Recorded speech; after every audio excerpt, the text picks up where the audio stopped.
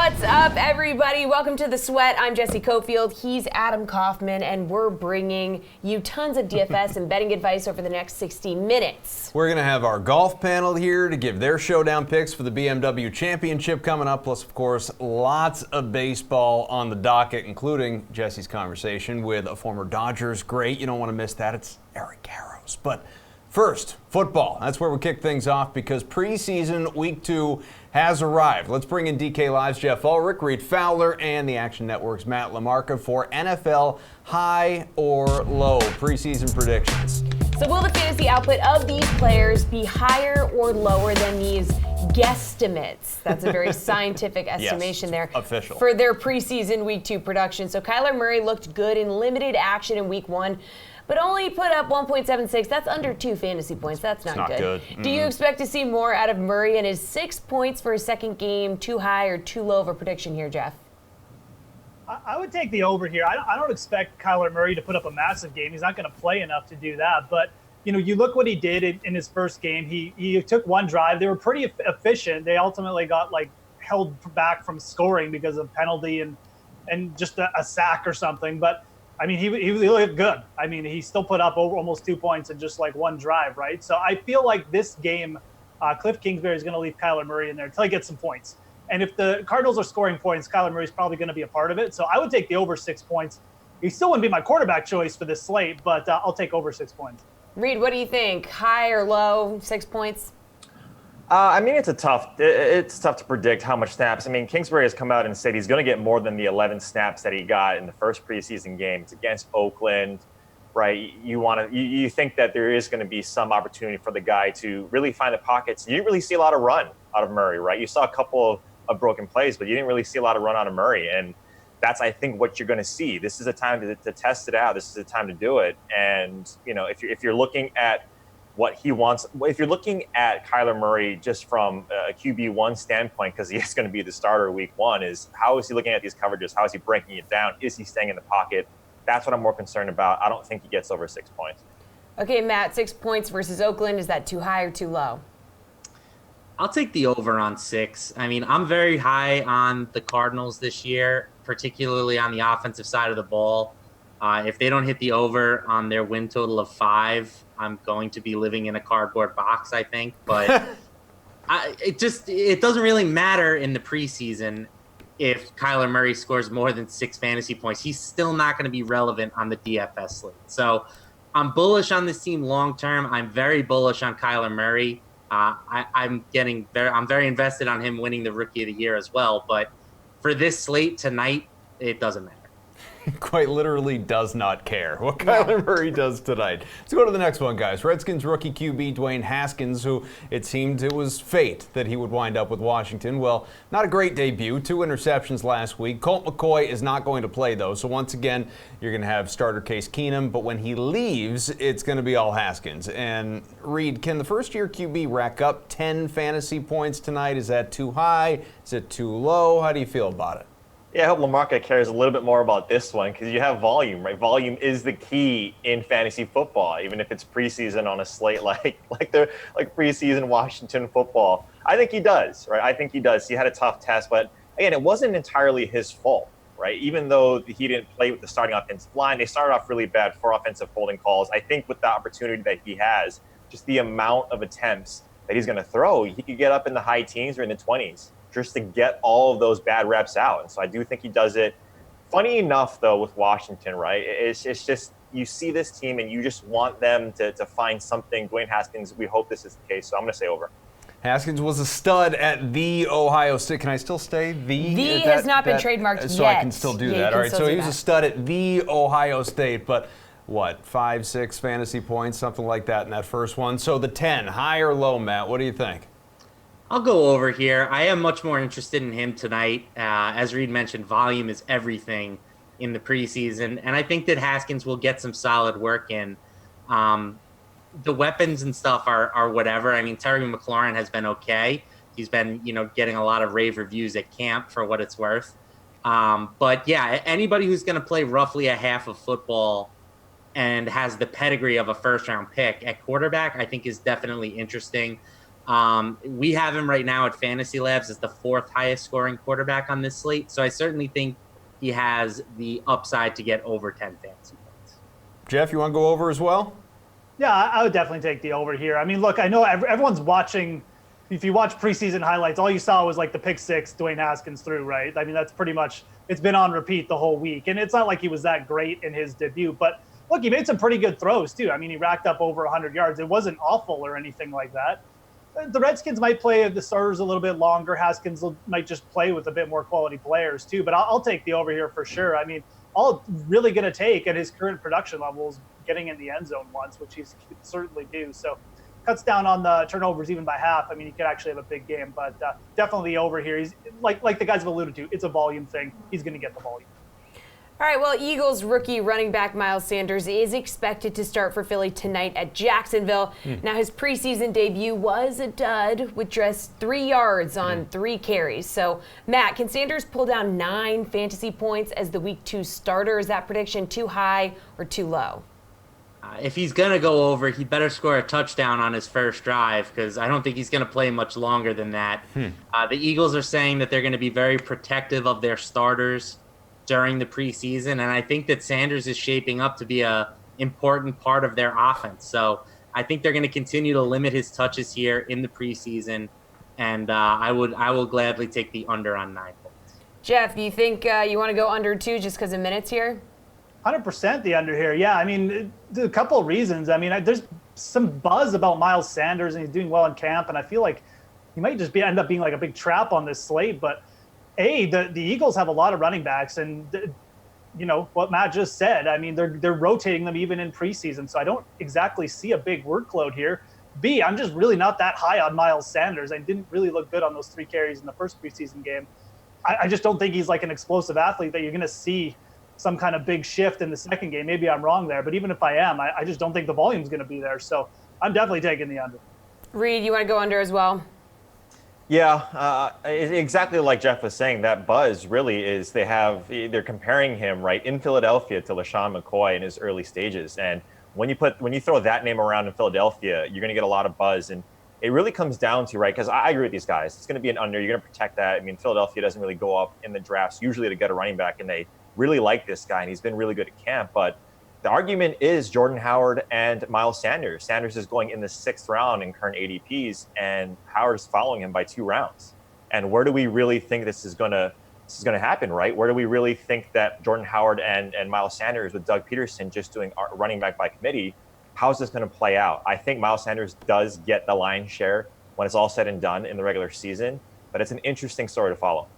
Let's see if you guys all like this running back situation as well. It's a pretty crowded backfield for the Jets behind Le'Veon Bell, and can't wait to see what he winds up doing once the season gets going. But Elijah McGuire, most impressive in Week 1. Again, Week 1 of preseason, but nevertheless, about 17 fantasy points. Most of his damage came in the receiving game, not a shock either. Jeff, McGuire, is he going to solidify his role in the Jets offense with another 10 fantasy point performance in Week 2? Is that realistic? How do you look at it? This one's a little bit riskier, but I am going to take the over here. His snaps might get cut a little bit tonight because Le'Veon Bell's probably going to take a few snaps. Still got Ty Montgomery there, Trent Cannon, but I feel like McGuire is the best of the backup running backs, and he kind of proved that in preseason Week 1. He's going to get time against the backups too, which is nice. Like Le'Veon Bell's probably going to start, so when he's out there, he's going to be against weaker competition. Now he's going to have to produce. He might have to score to get over 10 points or just catch a bunch of receptions again. But like I said, I like Elijah McGuire working against the twos, so I'll take the over. Only 51 total yards back in Week 1, Reed, but obviously when you have a touchdown, it's going to spike things a little bit. So what do you think tonight? Realistic to hit that number? Yeah, I'm actually a little bit less bullish on McGuire, especially with this backfield. Jeff alluded to it. You still have Ty Montgomery if he's not dealing with any sort of injuries, nagging injuries over the offseason. He's still there, and I think when you look at McGuire, I think he might be the odd man out. I don't think Le'Veon Bell plays, a snap. He might, but I don't think he does. I think they wait till next week to bring him out. And now, too, the starting offensive line, there's 3 injuries on that starting offensive line or 3 non-starters. So if you think that, this guy who has run, right, McGuire has experience, I think it's actually going to be the other way around. I think Powell is the guy that they're going to try and feature here. And Ty Montgomery, if he's out there, I think they're going to try and feature those two. So I'm a little scared. He was a couple of days ago, there was reports that he was running with the third team offense as well. It's training camp. Those things always change, but it's something to note. All right, how about the guy with the deodorant on the dresser? Yeah, I'm going to go in a completely different direction of both of these guys. I actually think that this Jets backfield is an interesting target tonight, specifically because I don't think that Ty Montgomery or Bilal Powell are going to get a ton of work. Like, we kind of know what they are. They're veteran players. We don't need to see them get grinded down. I'm more interested in Isaiah Cannon than any of these other guys. I think he's the way that I'm leaning. He led the team in carries during the first preseason game. He also caught all 3 of his targets. And if you look at his athleticism, he's a legit NFL guy. 4.45 speed, 79th percentile SPARQ score. So he's not a big dude. He's only 5'10", but I like what he brings to the table. I mean, I think that the volume will be there for him. And you really want guys on these preseason slates who have the ability to break a big play. And I think that Cannon, sort of checks all those boxes that I'm looking for. So I will take the under on McGuire, and I will go over on Mr. Cannon. Excellent work, guys. MLB Chaser Fade is on the way after more preseason NFL picks with Tyler Sullivan. Hello, I'm Brendan Glasheen here with a Week 2 NFL preseason preview. It's presented by Angel Has Fallen. The hero becomes the fugitive in this action-packed new film starring Gerard Butler, Morgan Freeman, and Jada Pinkett Smith. In theaters August 23rd. I am joined by DK Live's Steve Buchanan. And Bukes, let's start by looking back. What stood out to you, if anything, from the first week of the NFL preseason that could help you build your DFS lineup for Week 2? Yeah, I think it's so important to keep up with what the beat writers are saying on Twitter, because those are the guys that are closest with the team, kind of know what's going to be going on here. Like, we take the Patriots, for example. Damian Harris was a very popular play for Week 1. He didn't even end up taking a carry. We saw Nick Brosette, Brandon Bolden handle the carries here, and there were reports out there that Harris wasn't going to see any action at all. Mm-hmm. So if we had been keeping up with that could have helped you build your lineups here. So keeping in tune with the news, definitely something you want to be looking at. Okay, now how about your favorite pick for the Week 2 preseason slate? Yeah, so we saw Nate Sudfeld go down with an injury to his non-throwing hand. He's going to be out for about 6 weeks now. So I think Cody Kessler is going to be the one who's going to be taking the majority of the QB snaps here in Week 2. And, getting those guys who are going to go more than a couple of quarters is so key and so vital to get those points. They have a lot more opportunities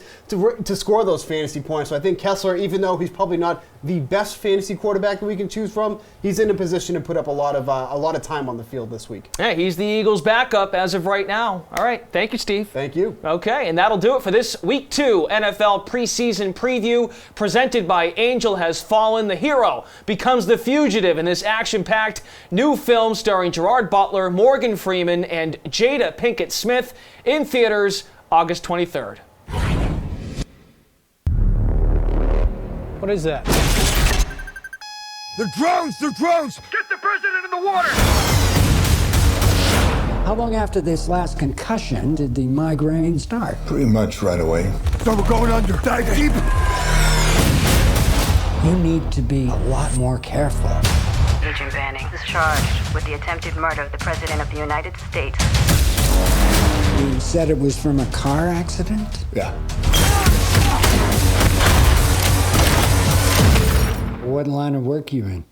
Computer sales? A statewide manhunt is underway. Mike? You okay? What's going on? There's somebody else behind us. It wasn't me. I just want you to come home safe. I love you.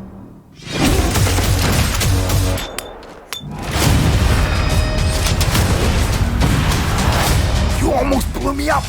You're welcome. You can't hide from us. Don't worry about finding me. I'll find you.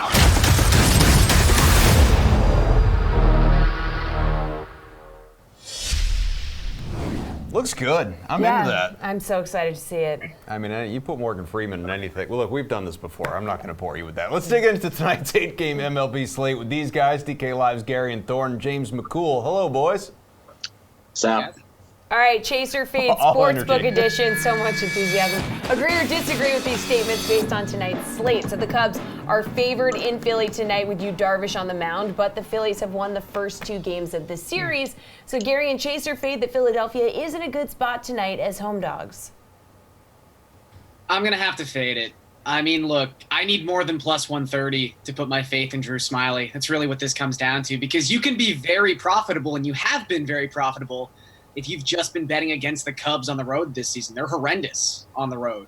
They're 14 games below 500 on the road, and that is a team currently leading their division. So they've looked completely different when not playing at Wrigley Field this season, but Smiley's really hit the wall his last 2 starts. And Yu Darvish, again, has been incredible since the All-Star break. He's thrown 35 innings within that span. We're talking about someone who has a 23.5 strikeout to walk ratio since the All-Star break, which is already by itself an impressive number, but even more so when you consider this is someone who was walking like 6 guys per 9 within the confines of this season. So I just think the pitching matchup is way too daunting here for me to have any faith in the Phillies pulling this out.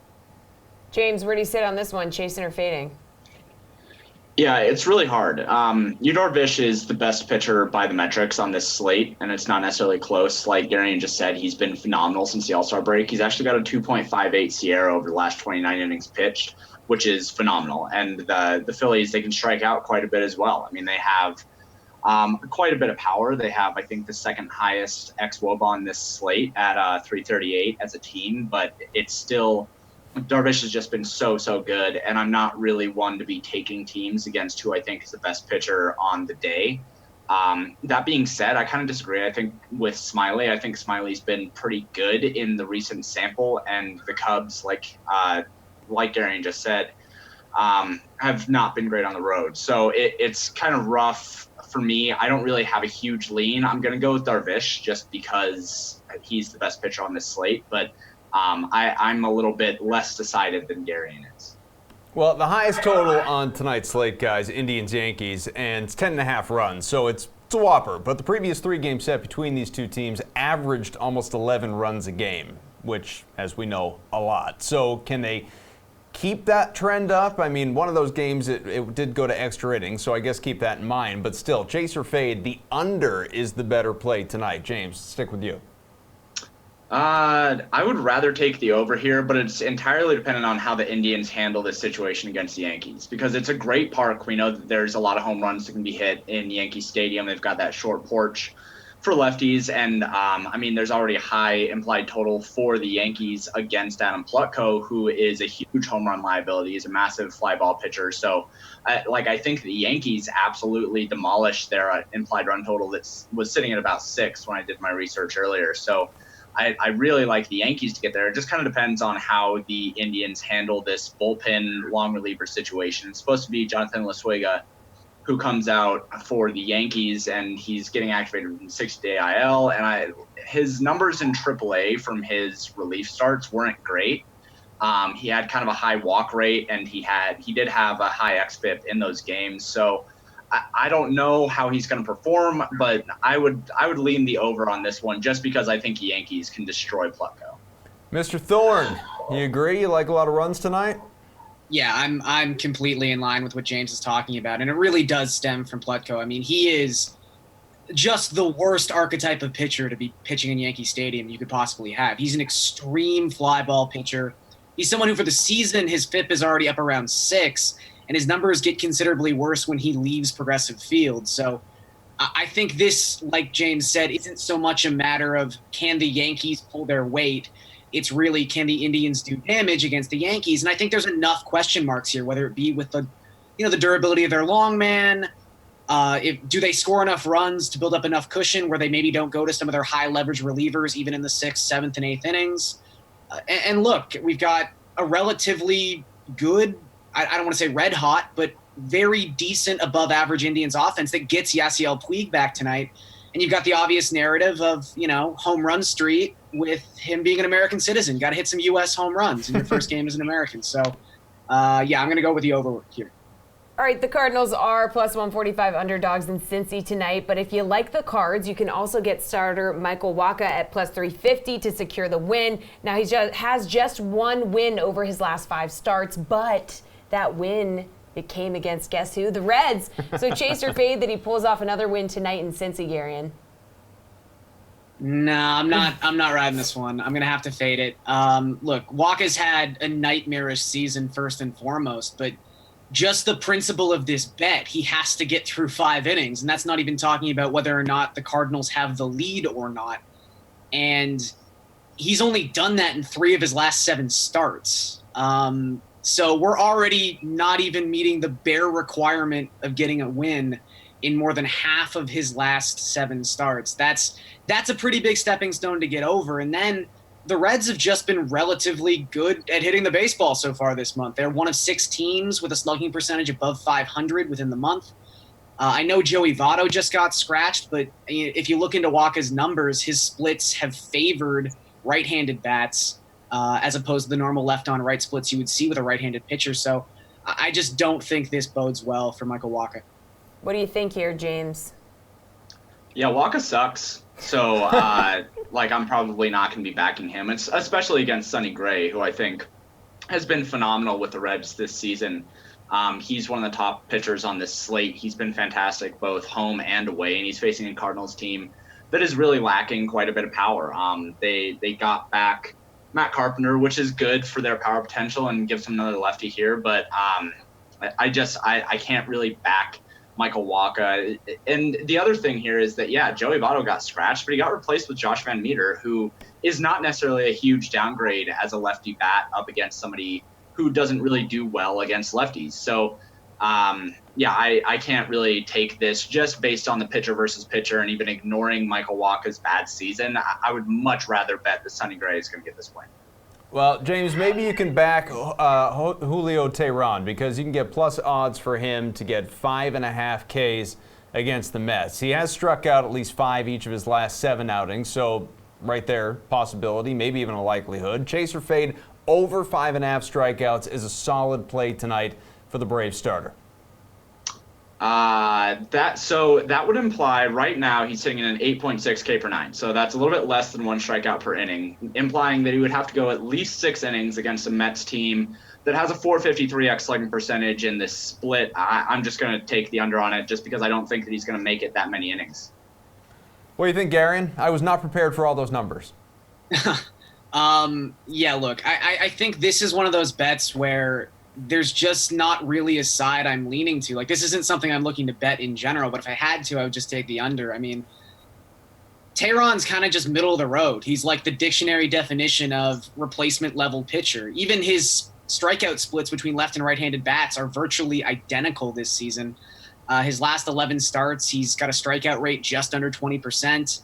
The last 30 days, the Mets do have the 3rd highest chase rate of any team in baseball, but they're still only striking out about 21.5% in that frame of time. So they're almost too aggressive to strike out, which doesn't bode well for Teheran. I just, first and foremost, don't want to bet this, but if I had to, I would just take the under. I don't really trust Teheran here. All right, good stuff, guys. Plenty more to come on The Sweat, including my discussion with broadcaster and former Dodger Eric Karros. Hey, Tyler and Izak here with your DraftKings Fantasy Flash. Fernando Tatis Jr. was removed from the Padres game against the Rays on Tuesday with back spasms, and now it appears the 20-year-old will land on the IL. With the Padres out of the playoff race, it's smart to be cautious with the young phenom.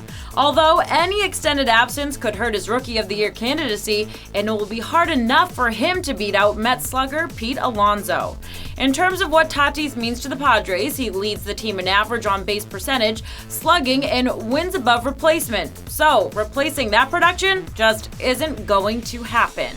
Luis Urias will likely move over to short, with Ian Kinsler and Greg Garcia filling in at second. The hope is Tatis won't be out too long. Kevin Acee of the San Diego Tribune reports that the Padres believe they'll have their star back after the short 10-day IL trip. Well, we love having special guests here on The Sweat. Joining me now is former Dodgers star and current Fox broadcaster Eric Karros. Thank you so much for taking the time to join us.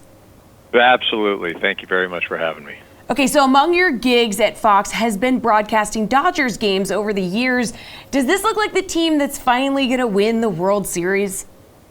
Wow, everything's going right for them. They're built about as well as any team in the big leagues. But there's a lot of luck involved in winning a World Series or any championship in any sport. You got to stay healthy. You're going to have to get a break or two. But as far as just talent, excitement, having all aspects of the game covered, this is about as good a team as I've seen. But the best team doesn't always win, so we'll have to watch. So, sort of with that, who do you think could give the Dodgers the most trouble in the postseason? So, in the National League, I think the Washington Nationals, could give them a bit of a run just because of their starting pitching. So, if Max Scherzer is healthy, he would be a guy that could be a problem. So that's the National League. If I go over to the American League, I think the Astros are probably as good a team as the Dodgers as far as, they've got great starting pitching, great players. And then you always have the Yankees. That just sounds good on paper, the Yankees versus Dodgers. But I think if there's just one team of all those, I'm going to go the Astros are probably as close to the Dodgers as any team. Well, you kind of already answered my next question, but who do you expect to come out of the American League? Well, I'm going to say the Astros. The Yankees have been doing a great job with all the injuries, but if the Astros stay healthy, and again we've got a few games to go, I think their starting pitching is great, and they picked up guy Zach Greinke at the trade deadline, one of the best pitchers in baseball, and with those three arms at the top of the lineup or at the top of the rotation with Verlander and Garrett Cole and Greinke, wow, that's tough.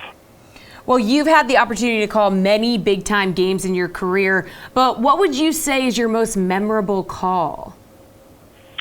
My most memorable call, especially when it comes to the Dodgers, I'd have to go probably the very first game I ever did, and that was in 2004, and it was the Dodgers versus the Giants, and it was the second to last game of the season. And the Dodgers, Steve Finley hit a walk-off grand slam in extra innings to win the division, and that was probably just because it was the first one and the excitement. The Dodgers beat the Giants. It was a memorable home run in Dodger history, so that'll always stick with me.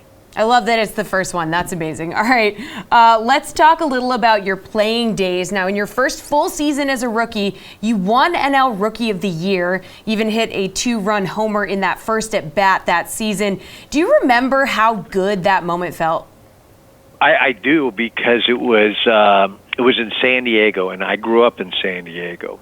And it was my first start that year, and it was against Craig Lefferts, who was a left-handed pitcher for the Padres. But I had a lot of family and friends there, and it was my first at bat, and he threw it was like a cutter low and in, and I remember hitting it out to left field, and just running around the bases. I couldn't believe just the fact it was my first home run. It's I'm in the big leagues, and then I'm doing it in front of my hometown and where I grew up. So that's something that'll always stick with me as well.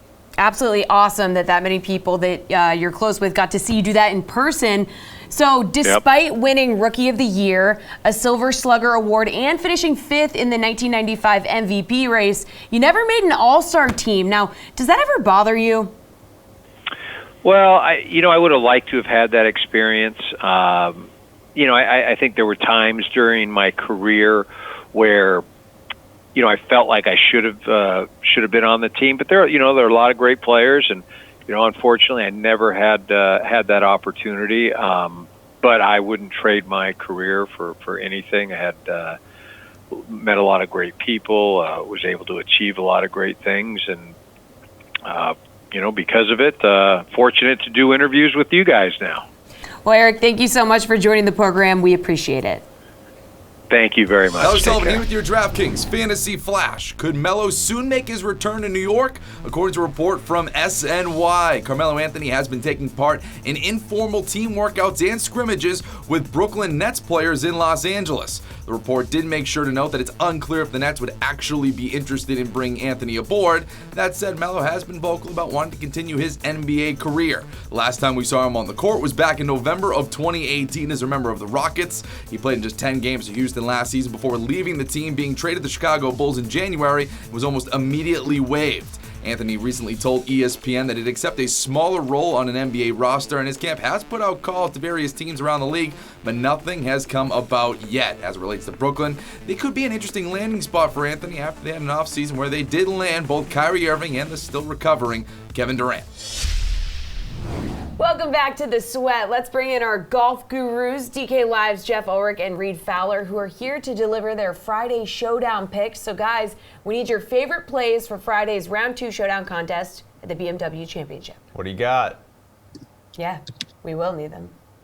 You gotta. Well, I just want to hear what they have to say. Oh, I just want to let for them yourselves. talk. Yeah, run our segment, would you?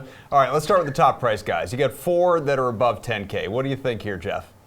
Who do you like best? I mean, of the 4, the most I'm interested in is Brooks Koepka and Rory McIlroy. I mean, Rory just kind of had a bad putting day. His ball striking was completely on point. Brooks Koepka started slow, but then he ended really fast, and I think he'd be the one I'd take. He's a little bit cheaper than Rory too, which is nice, but he ended just on a tear.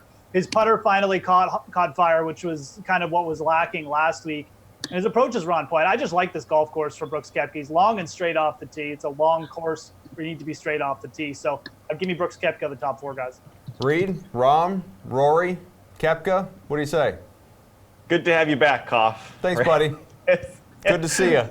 He kept it together for the first segment, didn't he, Reed? And then he just exactly. I was surprised. I was really surprised that he kept it together, but back to form. Look, I gave you a solid half hour. At that point, we're just going to check out. Yeah, I'm going with Rory. I know Jeff mentioned what he did today in ball striking. He was second in the field, but he was close to dead last in putting. He lost almost 3 strokes putting, and you get him on bent over the last half dozen tournaments. He's in the top 15, so I think that normalizes a little bit. And at that price tag, it's really tempting just because you see Dustin Johnson. I know he's not above 10,000. He's at 98. That's why it's tempting. But I'll talk about him in a little bit. But of the top 4, Rory would be my guy. Reed, is Kokrak still here at 7,900? I don't think so. He played extremely well, and this is what we expect from Kokrak. He is a fantastic ball striker. He hits his irons extremely well. When he finally makes some putts, he gained close to 3 or more than 3 strokes last time I checked on the field and putting. Then we get a round like this where he flirted with the course record. He missed the final putt, I believe, on 18, and he missed it. But, I mean, he was playing extremely well, and that's the thing. He was putting extremely well. I think that does go back the other way. And I'm going to give Jeff kudos where kudos is due. He's right a few times, and he was right on Lucas Glover. Spot on. I mean, $1,000 cheaper for Lucas Glover at 6,900. Ball striking is fantastic. He's putting well. I would take a look at him as a steal as opposed to Jason Kokrak. Jeff, where are you going here?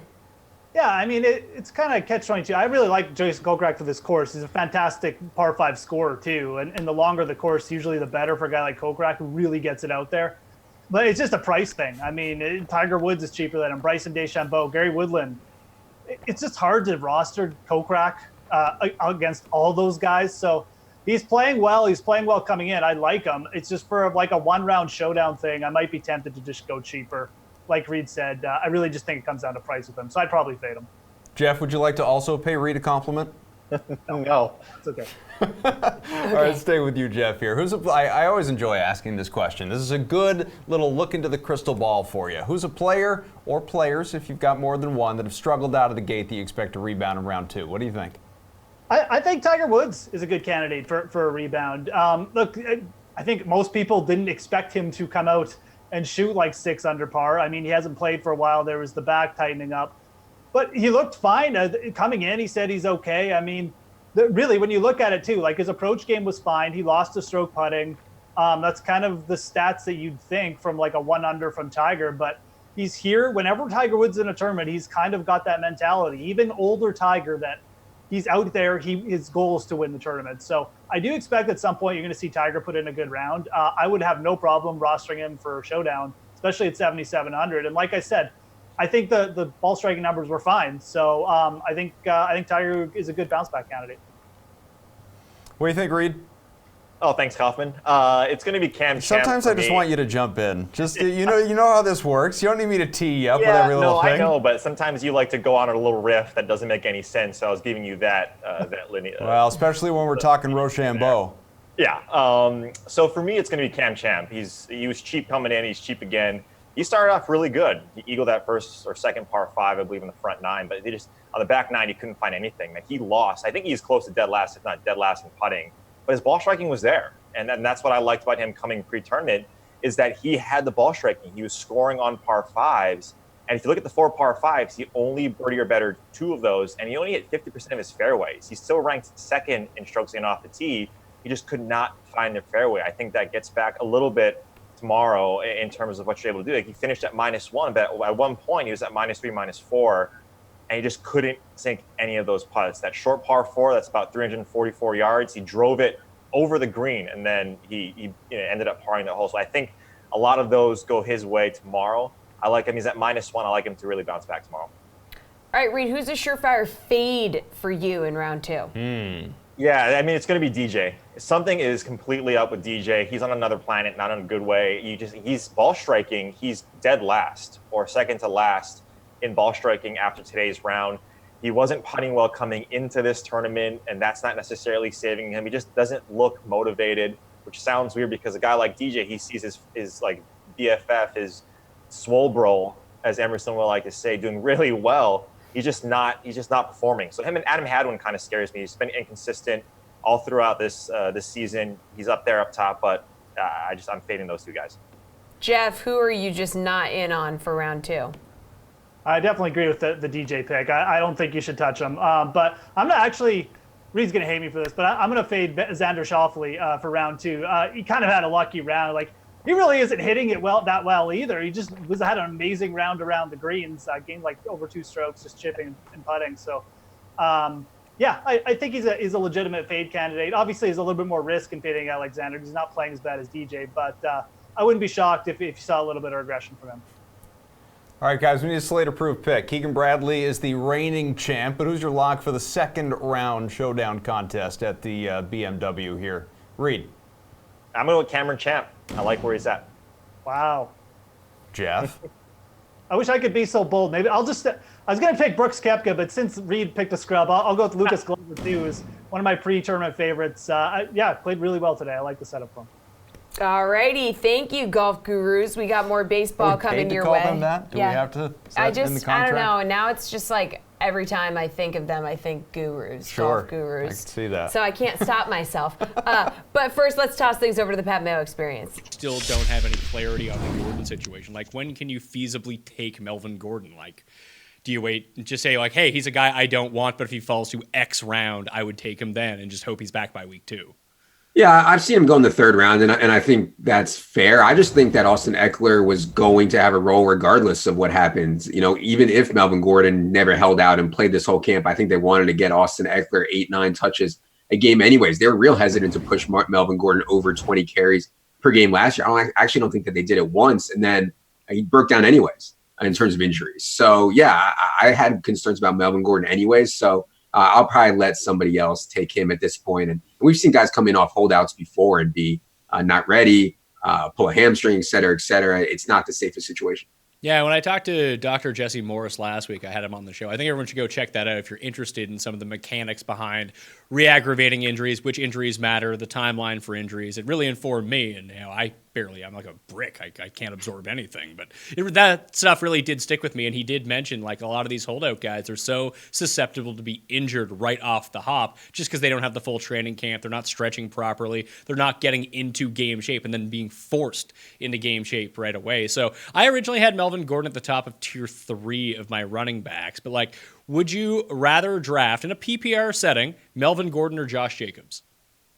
Right now, Josh Jacobs for me. And I don't even love Josh Jacobs that much, but yeah, Josh Jacobs for me. Would you go Kerryon Johnson or Melvin Gordon? Oh, come on, dude. Kerryon is going to absolutely smash. With Theo Riddick gone, Kerryon Johnson is going to push over 60 receptions for sure. And he's so efficient in the run game. Obviously, only Aaron Jones averaged more yards per carry last year than Kerryon Johnson. And they're firmly on team established the run there in Detroit. I think it sets up really well for Kerryon. It's a no-brainer. All right, the guy you just talked about, Melvin Gordon or Aaron Jones? I really like Aaron Jones. I would take Aaron Jones over Melvin Gordon. Also, Aaron Jones came off the hamstring injury, went right back in with the starters. And I think it's not just coach speak that the Packers are going to throw at a higher rate to their running backs this year. They did it at a really low rate under Mike McCarthy. I think in the new scheme, throwing to their running backs on early downs is extremely efficient. I think the new Packers regime under Matt LaFleur realizes that. And I do also think that this new regime realizes that Aaron Jones is just so much far and away better than Jamal Williams or Dexter Williams, whoever else they want to put out there. All right, so Melvin Gordon or Todd Gurley?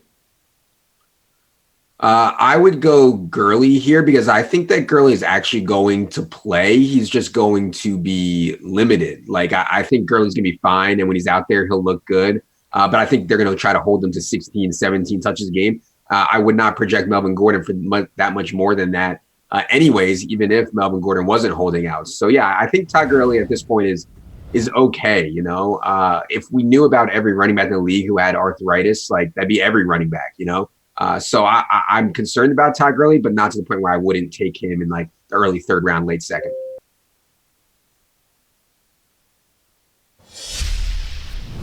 All right, we are back, and so is baseball. We got DK Live's Gary and Thorne and James McCool back in tow for the MLB Chalk Report. So we need to know who's going chalk tonight, boys. Wow, that was a struggle. And most important, will you pivot or will you eat said chalk? So Gary, and start us off on the mound.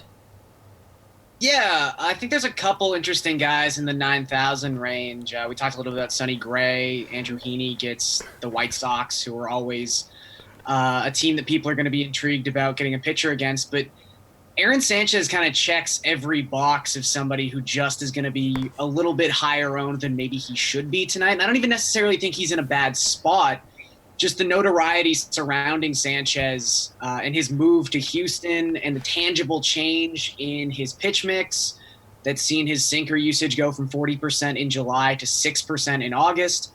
That's all also coincided with a really favorable schedule. His first two starts as an Astro have come against the Mariners and the Orioles, where you should really be expecting good results from a pitcher. So I don't even think this is necessarily a bad matchup against the Athletics. They've proven time and time again that they are much more susceptible to right-handed pitching than they are to left-handed pitching. But I think with his price still being sub 8,000 and just all the positive press he's gotten since he's made that move to the Astros, I think he's still going to be in the higher end of the ownership pool tonight. James, we need to know who's going chalk on the mound tonight, and are you going to eat that chalk and have a belly full of chalk? So the consensus around the industry, it kind of looks like Andrew Heaney is going to be the heavier chalk. I agree with Garion that Aaron Sanchez should be the chalk here, just based on the press and based on his recent successes. But from what I've seen, it looks like Andrew Heaney is going to be the bigger chalk here, and it makes sense up against the White Sox, who are definitely a swing-happy team that have had their problems this year. Without some of their bigger bats in that lineup, they have been a team that you can really attack. I am not going to be eating this chalk. I'm going to be fading it into the ground, and in fact, I'm considering stacking the White Sox myself.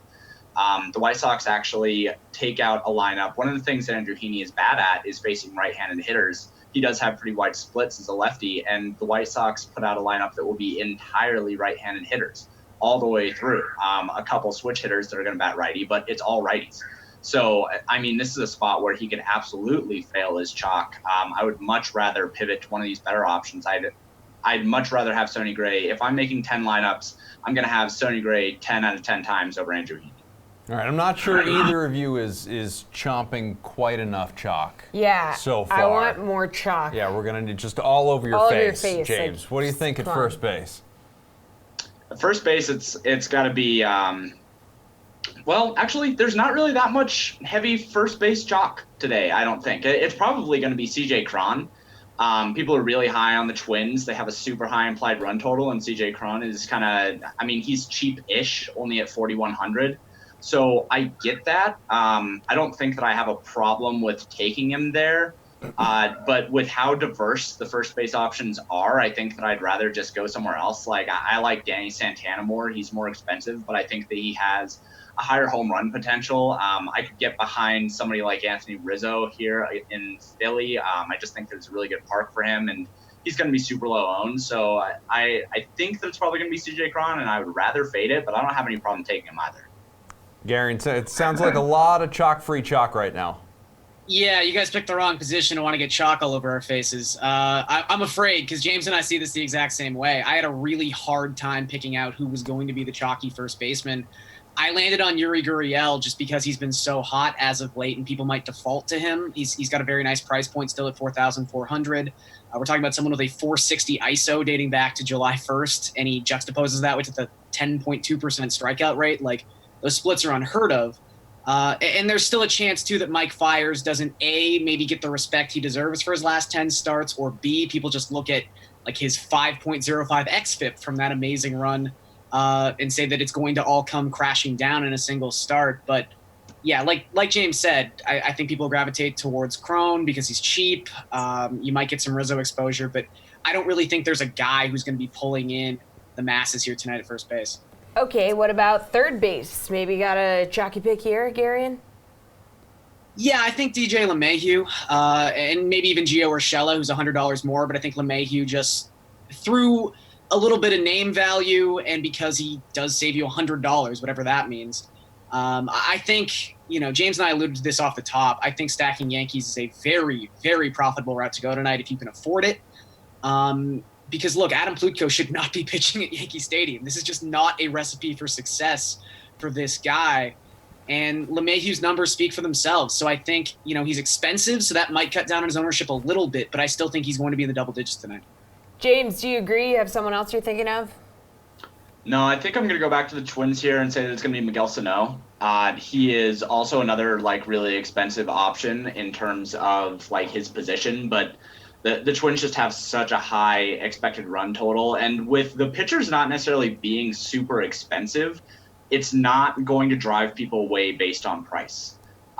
It's not super difficult to get somebody if the chalk stack is going to be the Twins with Andrew Heaney, that's entirely feasible if you're dropping down and using somebody like Drew Smyly or somebody like Aaron Sanchez, like Garion said. So I think that Miguel Sano, who has been just incredible in terms of his power potential over the last couple weeks, I think that he would probably be the highest just because it's the highest owned stack and he is an integral part of that stack.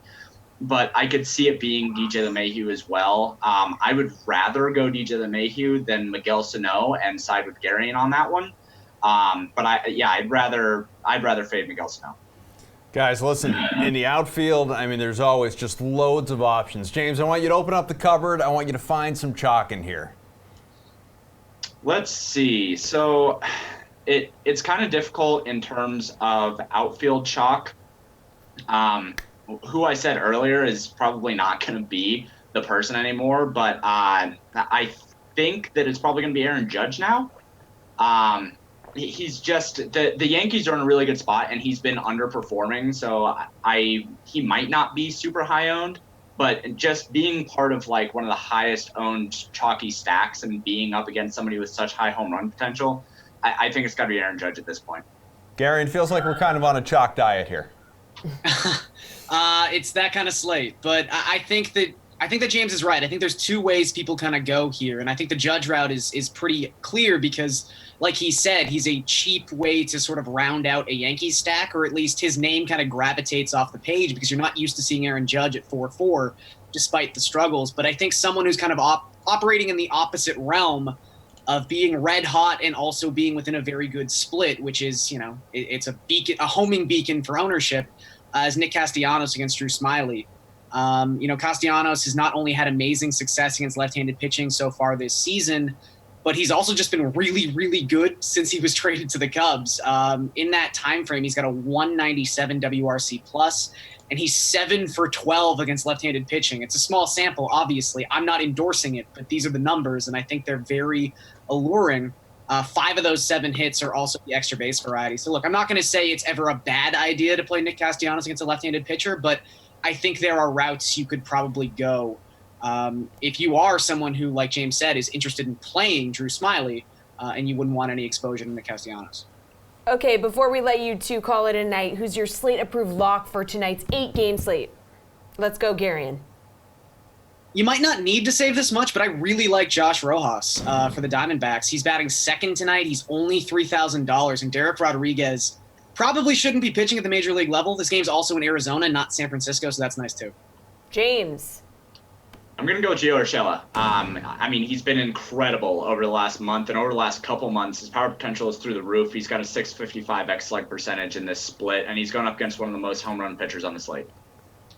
All right, guys, thank you for hanging out with us. Go enjoy your Thirsty Thursday. Find some chalk. We've got to get back to football. That starts right here with news on Odell Beckham Jr.'s hip injury.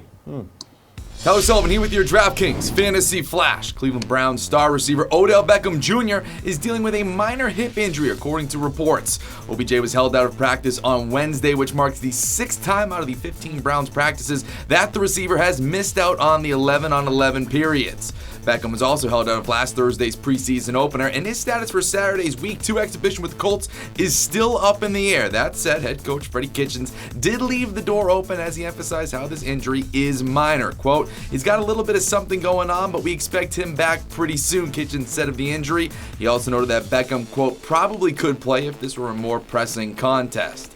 Kitchens also pointed out that OBJ isn't a good place mentally with the offense and is really more about getting back to full health. The 3-time Pro Bowler is about to enter his first season with the Browns after being traded this offseason from the Giants. When he gets back to 100% health, Beckham is in position to put up a special season, along with second-year quarterback Baker Mayfield.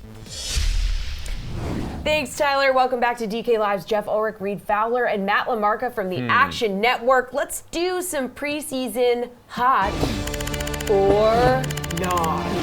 Well, while we're here, right? Bengals back Jordan Ellis. He put up almost 17 fantasy points last week against the Chiefs, guys. The rookie's in Washington tonight. See a good play or a bad play in DFS, Jeff? It's a good play. And then there's really simple reason why. Bengals running backs are all hurt. Gio Bernard and Joe Mixon might see the field tonight. They also might not. And if they do play, it ain't going to be much. That leaves Jordan Ellis and someone else I'm forgetting off the top of Quentin Flowers or something like that. But I would just take Ellis. He performed well last week. He's going to get a ton of work. Really just comes down to he's going to get the touches, and Jordan Ellis is going to get the touches. So I like him. He's going to be hot tonight. All right, we got a hot. What do you say, Reed? Seconded? Not. No, the other running back was the one who started in the first preseason game. It's Trevion Williams. I liked him pre-draft. He lands in a precarious spot, obviously, because he's the one that started. He got a touchdown. He got a touchdown in that game too, and then he got some bruised ribs. I think he still plays. They said he was fine.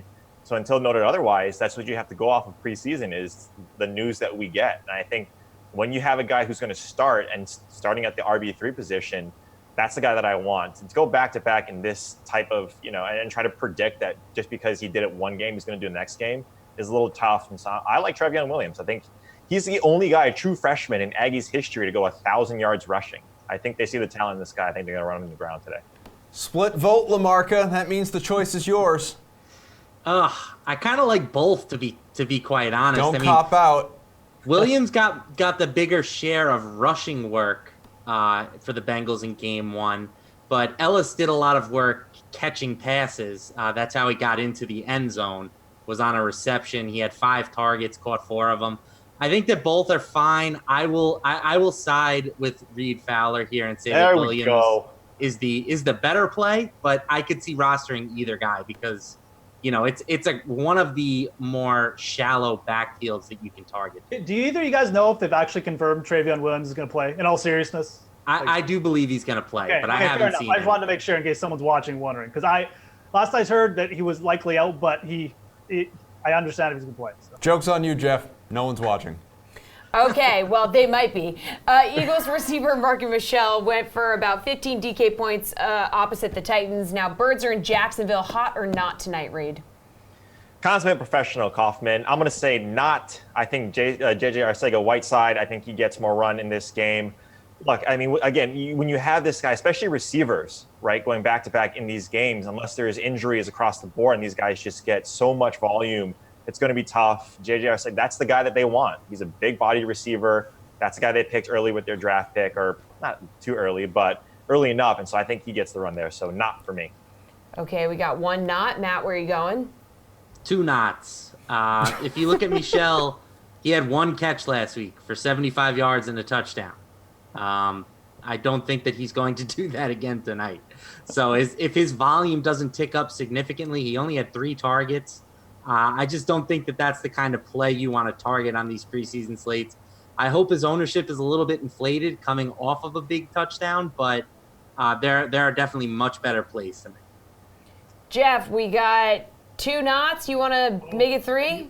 You got 3 here. Look, I mean, it's a former CFL player. He's from the Calgary Stampeders. Calgary sucks, by the way. So I miss our CFL segments. I mean, Matt hit it. He caught a 75-yard touchdown. It was a nice play. It's probably not going to happen again. Easy fade. Easy fade. All right, let's go to Reed's favorite team, the Raiders. QB Nate Peterman, probably not his favorite player. Horrid in 2 starts for Buffalo last year. 1 TD, 7 picks, which is part of the reason, of course, he's no longer with Buffalo. But his preseason debut this year included a dozen fantasy points. So, Matty, thoughts? Yeah, I'm not going there tonight. I'm going to say no. We got a not. Big run, obviously, is cool to watch on Hard Knocks. And then he threw like a 1-yard touchdown pass. But sick. He is not a good quarterback. And I think that there are some appealing passers that can do, similar type stuff with their legs, like a Trace McSorley, but who I don't think are nearly as bad of a passer as Peterman is. So I will happily be fading him again tonight. Well, John Gruden, not a good GM, so they go hand in hand. What do you think, Jeff? You don't have to play Nate Peterson tonight. There are like Cody Kessler is probably a better option. I might even lean Haskins, but I'm still going to lean. I think he's going to be hot tonight. Look, the preseason playing against the backups, this is where guys like Nate Peterson sell out just to make the team. That, running with the ball, doing whatever it takes. I could see him just putting up decent numbers again. He's not going to do anything spectacular because he's not good, but going for a couple big runs, throwing maybe 1 touchdown, that's what you need in preseason. And he's going to get the chance. It's really just him and Mike Glennon. There's no one else. So kind of in on Nate Peterson. I think he's definitely an option to consider for QB. 66 yards on 12 attempts in game 1. Fire. Absolute fire from Nathan. Or is it Nathaniel? I don't know. But I'm going next here, Kaufman. You have to cue me in. You need my second favorite Glennon in the entire world, Mike Glennon. So I'm going to say not for Peterman, not Peterson, Ulrich. Give me not for Peterman. I think Mike Glennon. Look, outside of those 2 picks against the Rams, I mean, he's 17 for 20 to 25, 200 yards. I think when you look at this defense in Arizona, to Jeff's point, Glennon as a starter, he was a starter, and he's going up against his former team, and so this might be a revenge game. So give me Glennon. Producer Tom says thank you. Okay, yeah. Jamison Crowder had a day in the all-New York battle last week, 11 fantasy points. He's in Atlanta tonight, Jeff, hot or not? I'm not a big Jamison Crowder fan, but I admit there's obviously a little bit of a connection here. So I'll say he keeps it going. I mean, I think Jamison Crowder is going to be kind of a dud when we get to the regular season. But again, we're talking preseason here. Guys, just dress rehearsal. He took advantage of it the first game. He probably will get a little bit bigger run, you would think, in the second game. So why not? Again, not really a must play because he's a starter and they could get the rug pulled out from him quicker than you think. But I could see him connecting again. Looked good in the first game. So, yeah, sure, hot. Okay, Reed, we got 1 vote for hot. Not. I don't think he's going to do well in this game. I kind of alluded to it as well in the beginning, the first segment, is that the Jets are dealing with some of their starters obviously not playing due to injury. And these guys, especially the offensive line, defensive line, we hope to not see them too much in the preseason. But I just, when you look at his ADOT, he kind of sets up, right, for these preseason games. His ADOT in 2017, when he played a full season, it was around 7 yards. So he sets up for that. I just don't think he's going to have another big game. I think Daniel Brown, a tight end, you like these tight ends in preseasons. They get a lot of run. They get a lot of work in the passing game as opposed to blocking. So he'd be my sort of sleeper in this game if he plays. Matt, tiebreaker, Fire Flames or Snowflake? Snowflakes. Don't play starters in preseason. Jamison Crowder was great. He played 1 drive. If he doesn't score a touchdown, it's going to be impossible for him to do that again. Even if he gets 3 drives today, let's say, he still is going to need to, score a touchdown to provide that fire emoji. And I would rather go with a guy who I feel like is going to get, 6 or 7 drives. So, I still think outside of week 3, there's really no reason to play a guy who is a starting caliber player in preseason. All right, gentlemen, we only have about 60 seconds, and I just used a few of them. 5 games tonight. We need your slate-approved picks for preseason week number 2. Reed, start us off. It's going to be Mike Glennon. Again, I like to reiterate, second favorite Glennon. I think he's going to tear up that Arizona team apart. It's a revenge game. If we can get a revenge narrative in preseason, I like it. Flattery will get you everywhere. Maddie. Miles Boykin, freak athlete at receiver, had 9 targets in the first preseason game. Excited to see what he can do tonight. I believe you made up that name. Jeff, quick. Devontae Mays, running back, Jacksonville Jaguars. They basically have no one except Fournette and Blue, who aren't going to play much. Credits are rolling. That means we say bye. All right, fair enough. We'll see you.